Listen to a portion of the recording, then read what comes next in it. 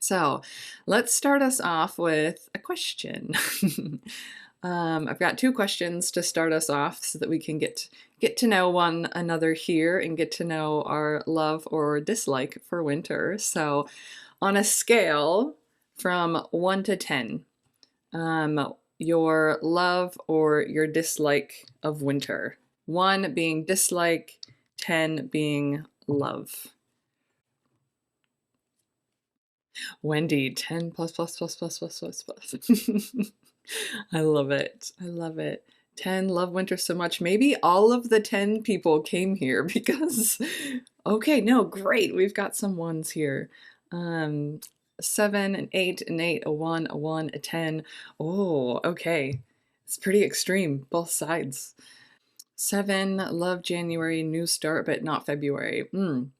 Yeah, so maybe there's a difference there. Loving the beginning of winter, but then, wishing like it could end sooner, right? There might be some of that energy, definitely. I'm hesitating a bit. I feel like I used to be a 10, but I might be a 9 now. I still absolutely love winter, but yeah, might be a 9. I think India changed me. After 12 years of living in India, I was a 10 before I went to India. 12 years later, I'm now a 9. So my love of winter has gone down one notch. For me, one of the good things of winter is the long, dark, cozy nights, cocooning. I like the slowing down if when that's possible. Beautiful. That leads us into the second part. Favorite thing about winter, least favorite thing about winter. So that's our second prompt. What's your favorite thing about winter? What's your least favorite thing? For me, my absolute favorite is freshly freshly laid snow under a full moon. Some winters it doesn't happen where I live, and I haven't seen it for years since I haven't lived here. Um, but like, I'm like putting that out to the universe right now that I want to see a fresh laid snow under a full moon. That's what I want. You love watching the snow come down and don't like driving in the snow. Yeah, I'm trying to think. My least favorite right now, because it's that transition time. Um, I'm not loving the mud. I wish I could love it and just like get dirty and like not care about it. But I've been going on like hikes in our local park, and I just like there's so much mud in the car because of that. And I just like really don't want to clean it, right? So the mud and like the driving, I think. I haven't drove in winter in a really long time, so we'll see how that goes. But like that icy that icy combination of driving that makes you feel unsafe, right? Just like for the nervous system, it doesn't feel great. Um, yeah. I also don't really like that all of the big holidays align in the winter in the northern hemisphere because that for me feels very conflicting between this outward expression and focus and being together and gathering and like the inner stillness that I want to be in, which we will talk a little bit about. But that's also something I don't really like, but don't really hate it either. Okay, let's see. Love skiing, but not so much when it's -30. Yup. You gotta cover all the skin or else, yeah, you've got some trouble. Being cozy, both indoors and outdoors. Least favorite when it's wet and not so cold rather than cold and snowy. Yeah, that's what I say. If it's gonna be cold, it should be snowing. I don't like the cold and the rain and the mud. Favorite thing is soft snow when we get it. I hate the snow mixed with the ice. Least favorite is a cold bed. My partner does not like that either. Um, you should get one of those like old timey like um, they look like I don't know, they look like rackets, like tennis rackets, and they have like I think they probably used to put coals in them, right? Coals from the fire, and like put that in your bed. Um, I'm sure there's more modern things to do with that, but I like the idea of that. Favorite, playing in the snow. Least favorite, the icy roads. I do not like being able to have the windows. Oh, the windows wide open. Oh, okay. So yeah, all of the air stuck inside. Favorite, coziness, hot tea on a cold day, soft, quiet snowfall. Least favorite, being cold, having to go out and do errands. I love that in winter I feel like I can hide from the world like a bear hibernating. Yeah. Favorite, all the pretty lights. Oh, yeah, this time. Yeah. Yeah. Unfortunately, people don't leave their lights up. They should leave them up through January, through February to get us through to the spring. Um, Being free to stay in, being cozy, eggnog, hot chocolate, walks on fresh snow. Yeah, I love the crunch on the snow. I like the time to review the previous year. I don't like the icy ground. Yeah, beautiful. Least favorite, the getting dark so early. I like the darkness. Love seeing the twinkle lights, people decorating at night, and like how unpredictable it is in the southern US. 70 degrees one day, 30 the next. Yeah, that's what I don't like about the beginning of winter here. Oh, excellent. Excellent. Love it. Thank you all for sharing. All right, so let's first talk about like the archetypal energy of winter. I am going to be referencing a book called Wintering by Catherine May. I'm going to be referencing, quoting, talking about a lot of things that she talks about in the book because it's really amazing. If you want to dive more into this energy of winter, it's a very short, easy read. I think I read it in one day, maybe 2 days. It's very, very easy to read. I would recommend getting that, but I'll be bringing in some of those elements here today. Okay, so let's talk about this energy of winter first. Um, so what are some words that you associate with the energy of winter? Just like if somebody said winter, what comes to you? What comes to your mind first? And maybe you've already said some of those things because they're your favorite things, but thinking more about the that energy that's flowing through the universe and that arrives here, that archetypal energy that arrives in the winter. What are some of those words? Cold, rain, snow, safety, quiet, cold, calm, still, slow, cold, snow, rest, introspection, mm. Deep rest, inner work, peaceful dark. Love it. So, the if you've been around with me for a while and you've heard lots of my cyclical living talks on here, you will know the energy. You will know the energy of the winter, and that is in connection with the energy of the inner winter, which is the bleeding time of your menstrual cycle, or the new moon. So those three are aligning together with the archetypal energy of death and rebirth. So it sort of like holds that big transition in the cycle.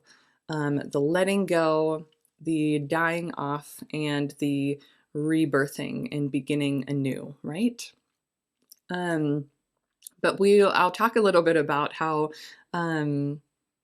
yeah, it might not hold as much of the energy of death as we might imagine. There is definitely lots of life that happens in the death of the winter.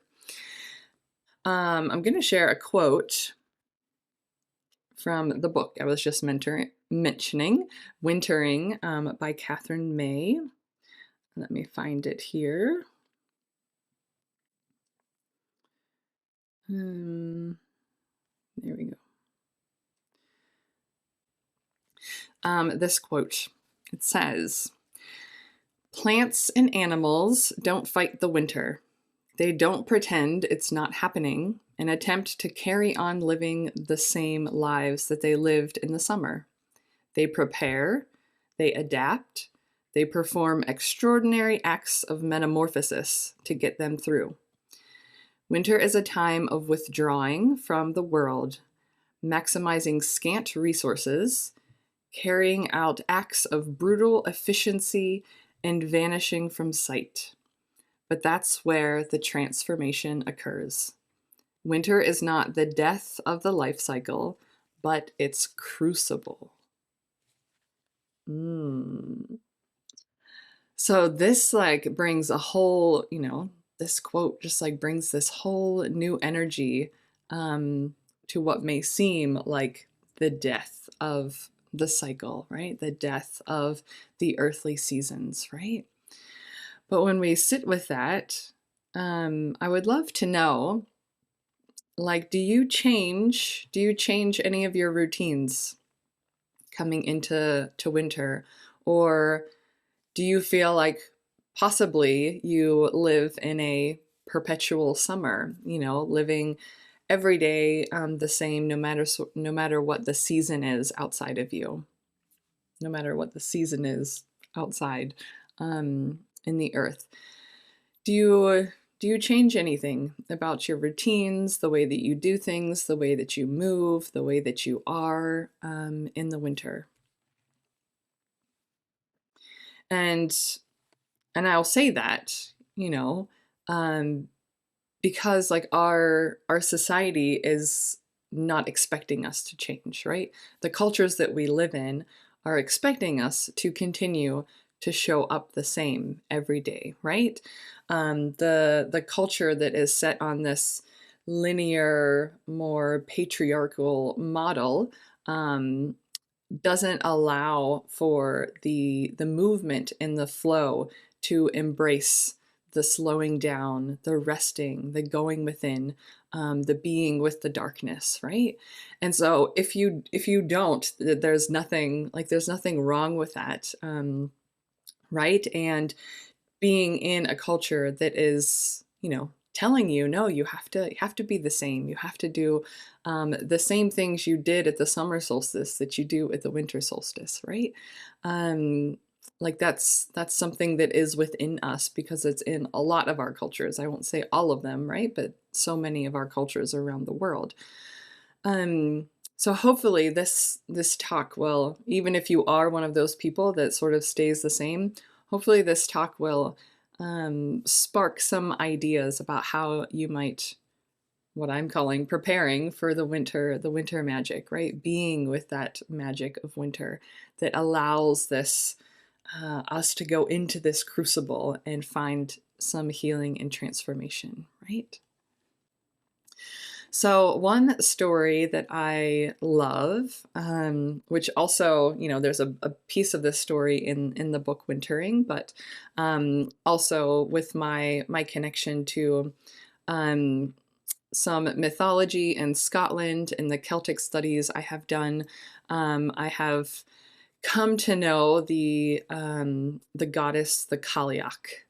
And if you haven't heard of her before, I'll just give like the little short version about who she is, because she is the ruler over winter. And in the Celtic cosmology, there was only two halves of the year. There was the dark half, the winter, and there was the light half, the summer. So the Cailleach was the ruler over the winter half of the cycle. From Samhain, which comes, October 31st, November 1st, that time of the year, through until Beltane, which is the beginning of May. So the Cailleach takes a human form at Samhain and rules over the winter months, bringing that wind and wild weather. So when you look outside and you see the wind, you see the snow, you see that wild, blistery weather, that is the Cailleach, like making herself known, right? And based in Scotland, and she's very connected to the land of Scotland. But this is where she formed the mountains by dropping rocks from her basket. She carries a hammer to form the valleys of the land. Um, when the ground freezes, it's because she touched her staff to that part of the ground. So this sort of energy, being the ruler of winter, is also the creator. Like she is the creator of that land, right? And thinking about creation, right? All all beginnings start in the darkness. They start as, it starts as nothing. It starts as darkness. And we think about, you think about a seed in the dark earth. You think about a baby in the dark womb. You think about the butterfly in the dark cocoon, right? All of this creation is coming out of darkness, and this is what the Kaliach represents. So she is seen as the creator and the mother, the mother of all gods, um, but also is very connected to this energy of winter, right? So we have these two pieces together, winter and this creation energy. And then at Beltana, Breege, who is the other goddess that dominates the light half, rules the light half, takes over in May, and Kaliak turns to stone again. And this idea that like spring can only arrive by the nurturing retreat of the winter, and by that creation energy that starts it, that begins it, right? So we've got this cyclical energy, right? We can't have life without starting in the darkness, right? Without starting somewhere. And that's what winter brings for us. There is, we see these archetypes through many, many different cultures. So looking in your own culture, maybe there is already some mythology about winter, and maybe that's something you want to explore and research some more about to see how you can connect with that energy. The other thing, the other energy that is very apparent during this time is nature, right? And especially trees and deciduous trees. So looking at this energy of deciduous trees, as the summer begins to wane and the autumn arrives, the sunlight grows shorter, it grows more distant, the temperatures become cooler, and that means that the deciduous trees have to create a lot more energy to grow, to stay alive, right? And at some point it becomes too much, right? So thinking about like it's like that protection for burnout, right? So that like there is this point where you can tell it's too much. It takes too much to keep my energy flowing outward, to keep my energy in this perpetual summer growth energy, right? So the tree says, it's too much now. I can't do it and be sustainable. So it stops making food, and it sends the resources down to the roots. And because of that, the leaves, right? They change colors and then eventually fall off the tree. But as the leaves are falling, the buds for next year's leaves and flowers on that tree are already in place. Did you know that? So the buds of the tree are actually formed in the high summer time, at the time of the highest light and heat. And you may look outside right now and think that the trees are bare, but actually, if you look really, really close, you will see that there are buds on the branches, and they are in this time of resting and waiting, right? So the autumn leaves, then they've dropped to the ground, they are composting, and they're nourishing the soil for the roots, right? So they're providing food for the roots, so that then the roots can gather enough of that energy, enough of that stored nutrients to then in the spring send it back up the trunk, back up the branches, and towards the buds so that they can open and blossom for the spring and summer. Isn't that just like I I love learning these things, because then it tells us that, it's not really all death and darkness in the winter, right? There is life, but it is a quiet, restful, you know, just it's a peaceful living, right? It is a time to gather the resources that aren't as prevalent and holding them close, right?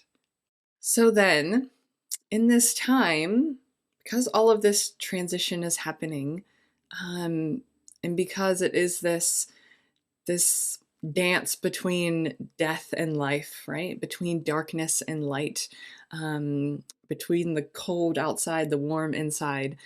This is a place where it is easy to pass between the worlds, right? A liminal space where we can also dance between the death and the life, the darkness and the light, right? And with that brings a chance for healing and transformation, and to get in touch with our being, with your true self and who you really are, and connect more with that, so that then when the spring arrives, you can take more of yourself and give it during that time.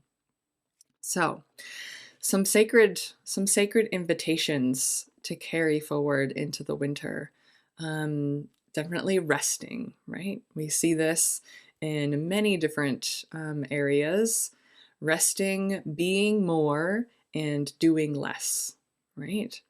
And with that, the invitation to go within, to connect with that core part of who you are, with that divine self within. Um, and with that, this invitation to possibly visit the darkness and allow it to transform you. If you're in a place that it feels comfortable and safe to do that, right? Healing happens within safety. So if it feels really unsafe, and you have somatic responses to being going within the darkness and to seeing like the shadows within, then make sure you get you get some support, or you have a container that feels safe that you can explore that in.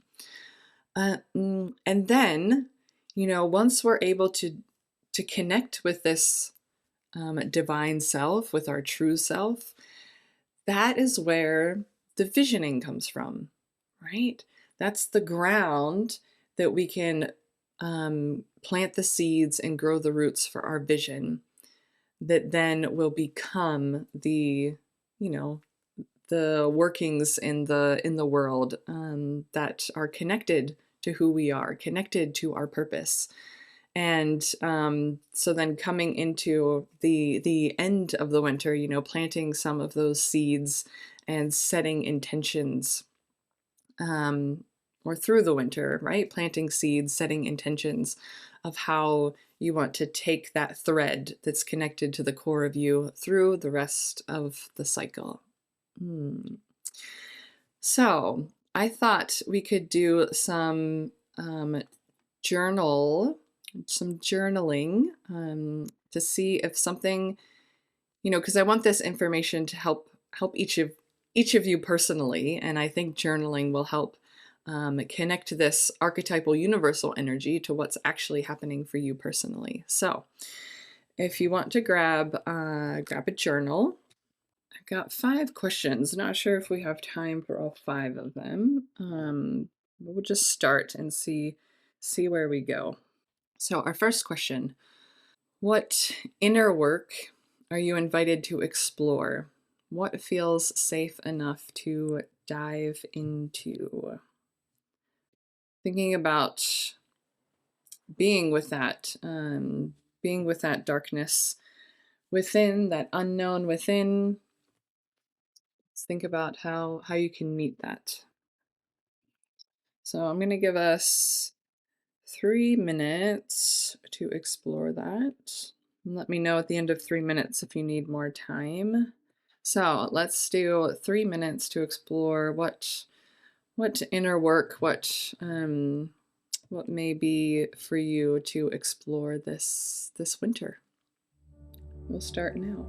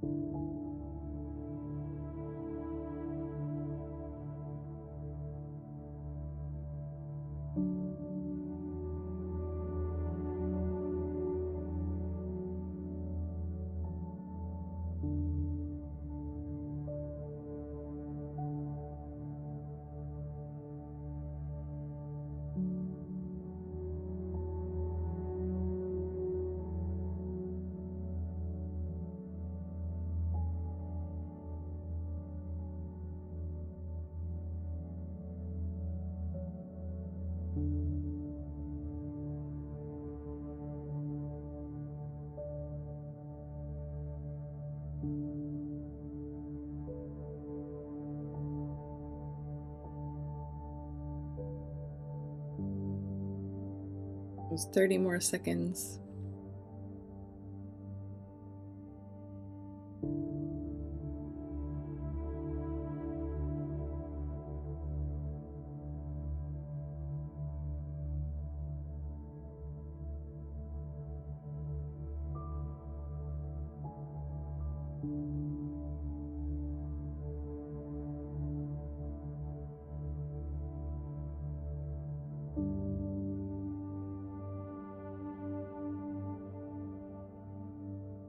All right, that is our time. If you need another minute, you can go ahead and take it, but if you would like to share, what came up for you? What inner work do you feel like you are being invited into?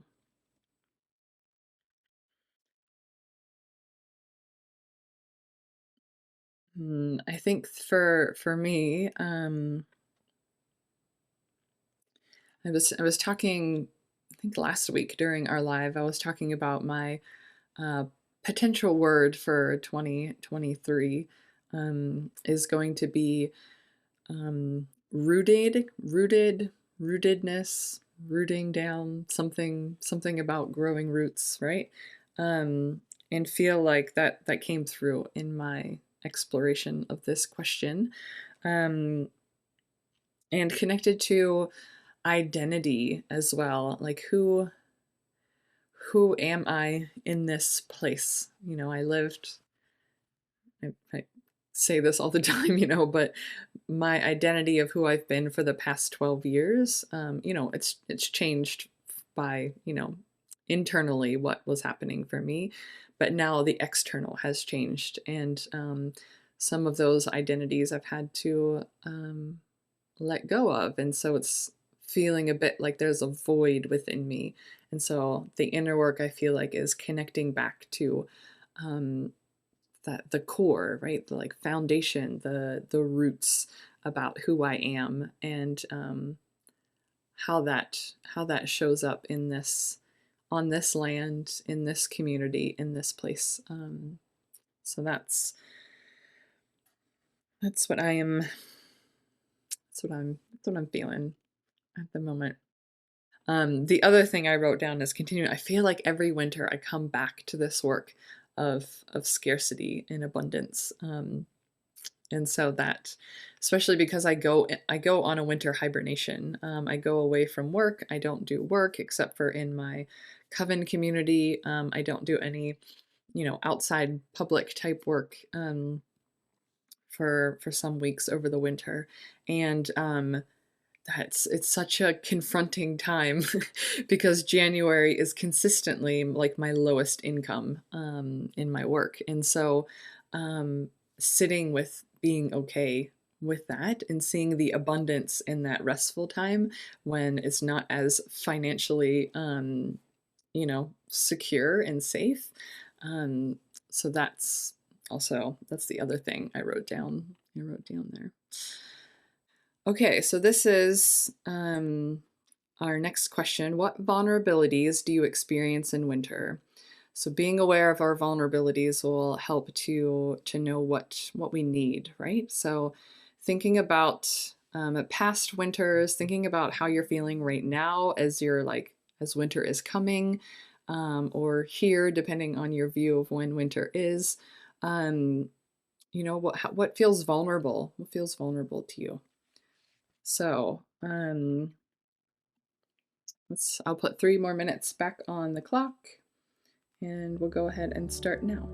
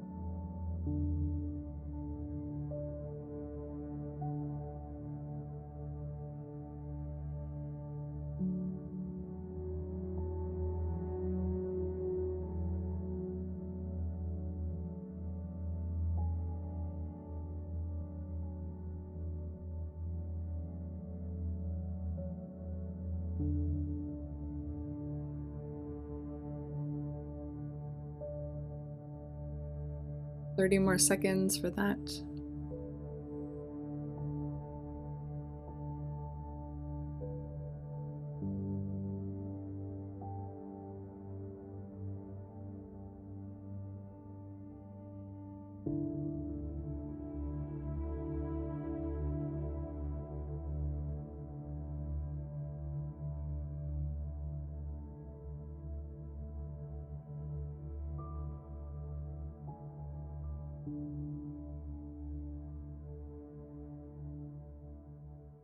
And that is our time.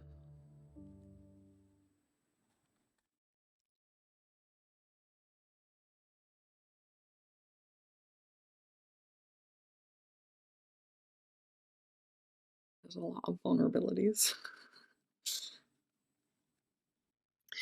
I wrote some more about my scarcity because that's the thing that's the most present because of my winter hibernation and taking time away from work. I get a lot of FOMO. Like I fear I'm going to miss out on something that happens because I won't be around.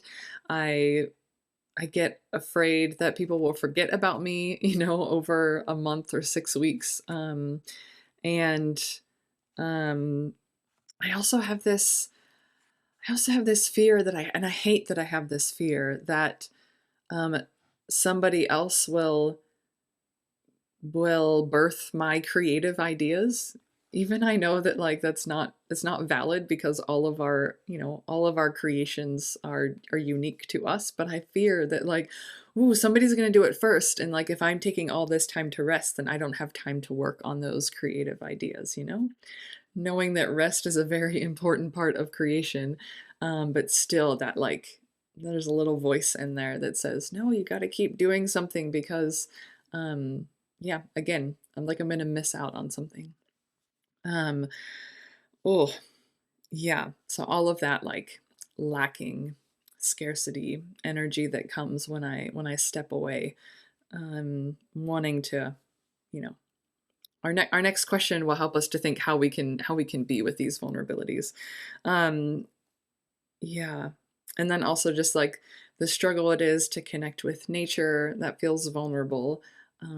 It's not as easy to go outside and do things like I was in the summer and the autumn, taking my walks and sitting for long contemplative, um, journeys through the woods and things like that. Yeah. Falling on icy sidewalks. Oh yeah, so like the physical vulnerabilities, definitely. Um, Creeping around, staring at the ground. Yeah, yeah, I feel that. Ooh, and the getting sick. Also, again, another physical vulnerability. Yeah, being required to do stuff that don't have the energy for. Bad memories of previous winter isolations, though. I am okay now. Okay, so triggering from past winters. Yeah. Not sure of what feels vulnerable for me in winter. Have to think more about it. No worries. That question is there for you to explore anytime you need it. The feeling of loneliness. Yeah, that's true for a lot of people, isn't it? Because there's not as much going on. You can't not as much connection. That's also something I've been thinking about because we just moved into this community a couple months ago, and it hasn't been easy to like make connections in person because there's not a lot of things happening. So that feels vulnerable in like the community sense, definitely. Okay, so looking at your vulnerabilities that you have identified, we're going to ask the question, um, what support what support do you need from yourself, or from others around you? So thinking about these vulnerabilities that you have, what are your needs? What needs do you have, and how can you get the support to meet those needs through the winter? So I'll give us another 3 minutes on the clock to explore our support. Not having many friends to call on for sharing festivities. Yeah, that's difficult. Okay, 3 minutes. Let's start now.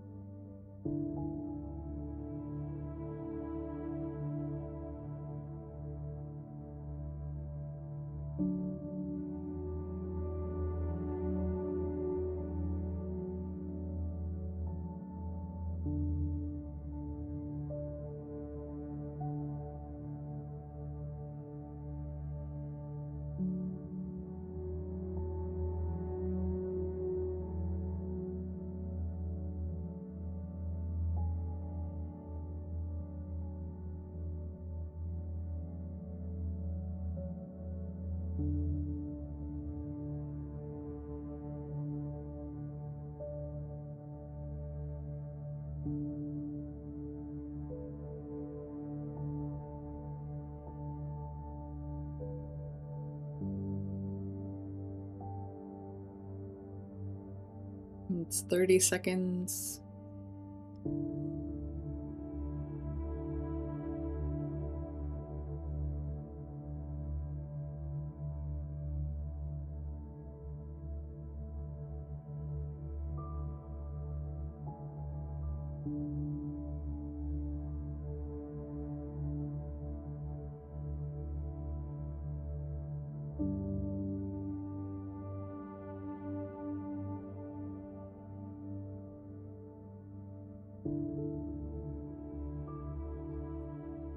And that is our time.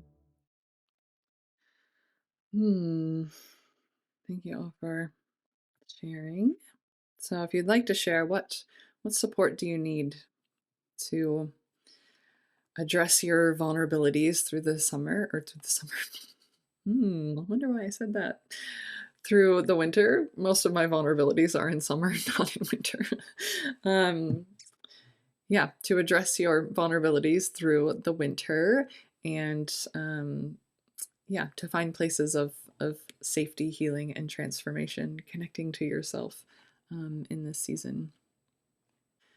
Friends that don't want to drink, but to actually have meaningful conversations and go do things that would add value to our lives, like walking in the woods. Oh, Sarah, I hope you can find that for yourself. Um, I'm planning on joining, there's a local land trust in my in my township where I live. And I'm very hopeful that through volunteering with the land trust, I will find friends that like to take walks in the woods and have conversations. So that's something I'm looking forward to. So you may have to just put yourself, in places where that might be available, right? Tabletop puzzles and music. Yes, I just got I'm in you probably heard me talk about this too, but I'm in a couple of the buy nothing free groups also in my area. And just yesterday I got a new puzzle that has a big full moon and a wolf that I'm like, this is gonna be our winter puzzle. So we're gonna put together the winter full moon wolf puzzle. Yeah. Because I may have to do tasks for which I have low energy, I need to plan and ask for help. Beautiful. Yes, yes, yes, yes. Give myself permission to follow my energy. Yes, I do know what I want if I listen. Yes. Asking for help from a friend who can see the positive outlooks easier than me, with kindness, curiosity, and safety without having to explain everything. Yeah. That's beautiful. Another thing for me this winter, choosing who to spend my time with, not people who are draining, people who are aligned. Beautiful. I don't think I shared mine. Mine came through in connection a lot. Connection, it was like connection, connection, connection. So my support, I'm gonna need some connection. Um, so having some way to connect to nature, even if it's not what I'm used to. So finding what that support looks like, connecting into my coven community, which I said is the only community that I connect to um, with my work throughout the winter. So really feeling into that because some of my intention is piecing out my purpose and my roots, right? So I think staying connected with them is going to be really important. And then I put another support is rituals and spell work, and sticking with my morning ritual, maybe changing it up for the winter. And so I'll explore that. But again, bringing in that magical piece of winter and that energy of the transformation that happens in the darkness and the stillness. So I think bringing more ritual, conscious ritual into that place will help support me, at least. Ritual and conscious spell work, yeah, yeah. That really adds to the magic of winter, right? And I'd love to work with some. I don't usually work with water, but I'd love to work with snow. People make um, like full moon water and stuff, but I'm gonna work with the snow. Maybe if it snows and a full moon, my favorite combination. Do some spell work around that. Our last question. We won't journal this, I'll just ask you and you can share it. Sort of like as an intention moving forward into the winter season, what is one doing that you can let go of, and what is one being that you can invite in? So one doing that you want to let go of for the winter, and one being, or just being, present, stillness, whatever you want to say there, that you can invite in. Okay, what is one doing you can let go of and one being you could invite in? Letting go of obsessive thinking and bringing in peace. Beautiful. Letting go of doing wifely tasks while I take a bit of time to consider my own needs. So stepping into being honest and true to myself. Oh, I love that. Do we have any more? One doing you can let go of and one being you could invite in. I didn't think of this for myself, so I'm going to have to take a moment to think, what's it going to be for me?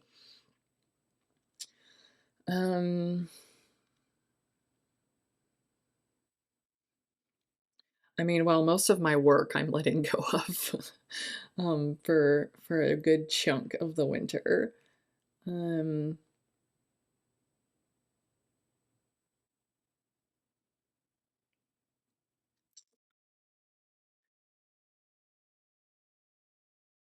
I can't really think of anything else.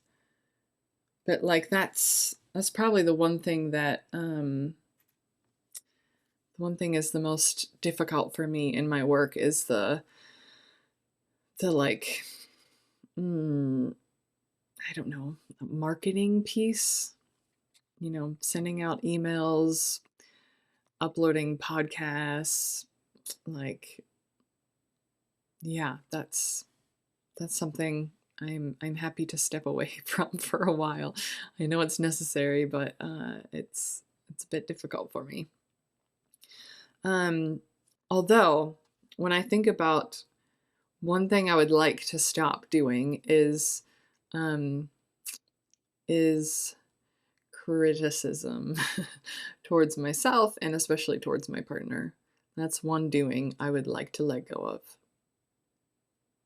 Gosh, it's hard. It's hard, right?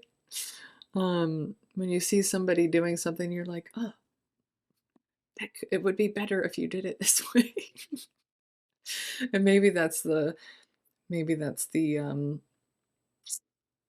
the projector in me. I'm a human design projector. So oftentimes see like, oh, there's a much easier, simpler way to do that. You're making it much harder on yourself. But sometimes, no, I just need to let him do it his own way. So that's one doing I could let go of. More in that spiritual transformation energy. One being I can invite in.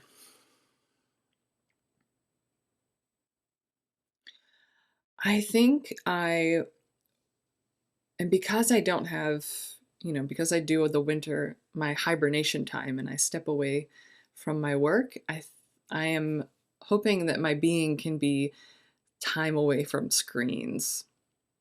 And so I would love, a chunk in the morning, a chunk at night that I'm not anywhere near a screen, not anywhere near the internet. And I would love at least one day a week that's 24 hours without a screen. That feels really lovely, but it feels yeah, is it possible? Is it possible? That's what I'm wondering. So that's mine for right now. Um, oh yeah, so I guess that is a doing that's letting go of too. It's not a being that I'm inviting in. But I think the being is that being a ritual for me, bringing in that ritual space of connecting into myself instead of into a screen. Yeah. I also love getting really creative in the winter. So when I step away from the screen, the winter is when I do my most most of my crafting things. So I love doing embroidery work. So that's a great thing to connect in with my winter energy. And collages. I love making collages. And somebody just gave me a whole stack of magazines that they were getting rid of. So I'm excited to somebody somebody in my business community made um, personal like oracle cards connected to um, like who they are, like their soul cards, I think they might call them. And ever since I heard them say it, I was like so fascinated and thought, oh, I love making collages. Like, I wonder what it would look like for me to make like my own soul card deck and like hand cut out the pieces of magazine and glue them all together and then maybe like Mod Podge them in like little card form. So that might be a project I do for myself in my being space um, over the winter. Letting go of obsessing over healing materials and trying to heal faster. Yes. Yes. Because again, that is, and you're inviting in being present in the moment in a somatically kind of way. Beautiful. Yeah. Because again, that is right, this linear, like, okay, here's the goalpost for healing. When I reach that, I'm going to be healed, right? That's not reality. That's not the truth. Healing is cyclical. It's a spiral. I like to think of it as a spiral and never ending. And both at the same time we are healed and whole, and at the same time there is healing happening, right? Oof. You can get burnt out by continually trying to heal yourself. Um, and yeah, winter may be a time to step away from that constantly. I need to improve, right? I need self improvement and self help and all of that. Sometimes we just need a break. We just need to be. Hmm. Yeah. That's really important and a beautiful thing to do at this time of the year, right? Is reflecting back. Looking back, like where were you last December? And I guarantee there are there are numerous things, numerous ways in which you have changed and transformed and healed. But well, maybe I'm just talking about me too, because I'm really terrible at reflecting back. But we often don't stop and take time to really see where have I been? Where have I come to be here, to be who I am today? Um, yeah, I struggle with that as well. And I'm always thinking like, oh, but this year this will happen, right? So that's a lovely thing to do here in December before entering into January, really reflecting back and like bringing in that abundance, right? Of like the beauty of where you are and who you are today, and how you have supported yourself to get to that place. Yeah. Mm, definitely. My life has completely changed this year so much. Mine too. A big year of, but except mine has been mostly external changes. I have an inkling that this next year is going to be a lot of internal changes. Um, so we'll see how that goes. Love this idea of celebrating how far we've come and what was occurring a year ago. Yeah, yeah. Yeah, even just sitting here thinking about where were you? Where were you? Who were you last December? Yeah, I was living in Kolkata, waiting for my partner's green card interview, not knowing when it was going to happen. I had just lost my part-time teaching job in November the month before, so I was just sort of like thrown into like this business full-time, not knowing what was going to happen. Still don't know what's going to happen with it. Um, Gosh, I was like, yeah, I only took I only took a 2-week winter hibernation last year because I was so scared because I had lost my part-time teaching job. I was so scared that like I wouldn't have enough finances because I was supporting us. Um, I was the main financial supporter when we were in India because I was getting paid, in US dollars, and in India that goes a long way. My partner was getting paid in rupees and not going as far. Um, Gosh, now the tides have switched that my income is very small percentage of what how we survive here. My partner is mainly um, yeah, is doing all the financial support at the moment. Um, Gosh, yeah. I'm gonna look back through my journal. I'm gonna grab my journal out from last December and see where I was. Yeah. Thanks for thanks for inviting that exploration here. I changed internally to allow the external. Beautiful. I love that. For me, I can also see what is still the same, like the things I need to let go of now as they aren't getting better. Yeah. Yeah. And yeah, just focusing on that, like on the slowness, right? Because winter also brings that energy of slowness and gentleness. And so when we see the things that haven't yet changed, um, how can we invite in that gentle slowness for that? Um, Not getting overwhelmed by all the things we want to change, which I tend to do. Um, yeah, because it's like, I can see what's possible. I can see what's possible. And I think if I just do A, B, C, D, E, F, G, all of these things, that will be possible. Um, but then, like, I get stuck again, like Kara was saying, in that sort of like burnout. Like I'm heading towards burnout because I'm trying to change too much, too fast. So slowing down, being gentle, one thing at a time, one step at a time, right?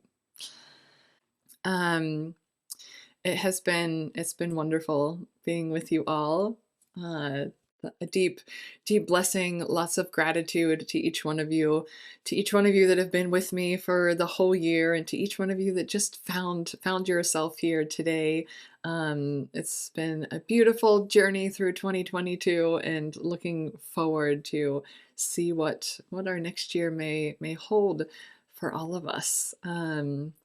If you want to connect to some rituals and some spell work, and some connection and community, you can come to a Winter's Rest Solstice retreat this weekend on Saturday the 17th, Sunday the 18th from 12 to 4 Eastern time. You don't have to come to all, there's 4 different circles. You don't have to come to all of them. You can just come to one. You can come to all of them, whatever works for you.